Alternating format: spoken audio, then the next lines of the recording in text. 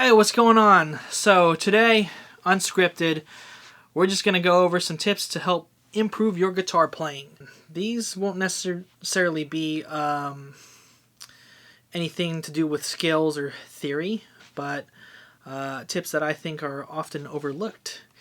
And so a little bit of background on me as a teacher. I've been teaching since about 2005. So at this point in time, that's roughly about 15 years or so.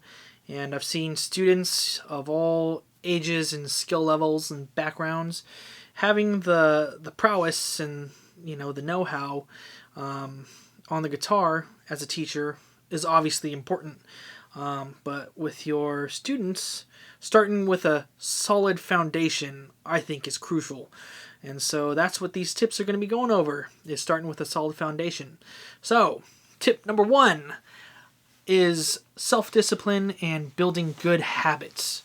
And so discipline is doing what you got to do, even though you might not feel like doing it. And so if there's a scale, a certain technique that, is preventing you from progressing or moving forward in your own writing or playing or in a song you're trying to learn, you just got to sit down and mash it out. And so a good example is maybe Metallica's Master of Puppets. Every aspiring metal musician at one point has wanted to learn that riff. And so the way they've done it,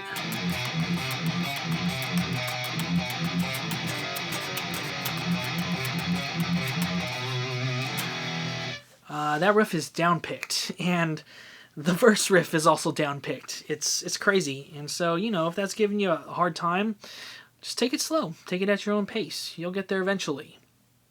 All right? So that kind of ties into our second tip, consistency. And so by, finding something fun to play on the guitar to where you're going to want to play or practice 3 times a week, 5 times a week, every day, 7 days a week, 8 days a week, consistency is going to help build off of those good habits or develop those good habits. So a good tool for staying consistent, you don't necessarily need to do this, but keeping a log. So if you keep a log to where this is how long I practiced today and this is what I practiced, when we go off into our everyday lives where you gotta take the train or pick up the groceries or do the laundry or clean or whatever, and you sit back down and it's like, wait, what did I work on last time? It's gonna be right there in front of your face. And so keeping a log, also with the time, you can see how long you practiced in the previous session. And so maybe practice for 15 minutes when you start. See how that goes. Next week, just bump it up to 30 minutes. Not saying you need to practice 6 hours at a time, but when you keep it fun, it just doesn't even feel like, the time is really there. And you can eat up the hours.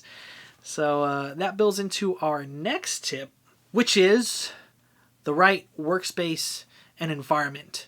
So having some space where you can go uninterrupted to do your thing, to focus at the task at hand, that's a must. That's a no-brainer. And so I've given lessons, in-home lessons, and sometimes you might have siblings running around or pets running around, or someone's watching TV, or, mom's cooking dinner. So you want to be free from anything that's going to distract you from getting the job done. And so your workspace hopefully also should inspire you, whether it's minimalistic so you can kind of, zone out and focus in, or whether you like having lots of cool things around your spot, whether it be toys or models or posters. It should be something that helps inspire you, and that's just going to help with the workflow. All right, so that kind of builds into our next tip, which is having the right tool for the right job. And so having the right tool for the right job doesn't necessarily mean having all the gear or having the best gear. But if you're trying to accomplish something as a musician, whether it's you're playing a certain style, like you're trying to be a country or a blues artist, you're probably going to need a guitar with a single coil pickup. like a classic Stratocaster or a Telecaster to achieve that tone, the right amp to pair with it. And if you're playing jazz, probably want a hollow body or semi-hollow. And if you're playing brutal death metal, you're going to need more than probably a Fender Twin. So, yeah, having the right tool for the right job is going to help. That could also be something as simple as a guitar stand or a music stand.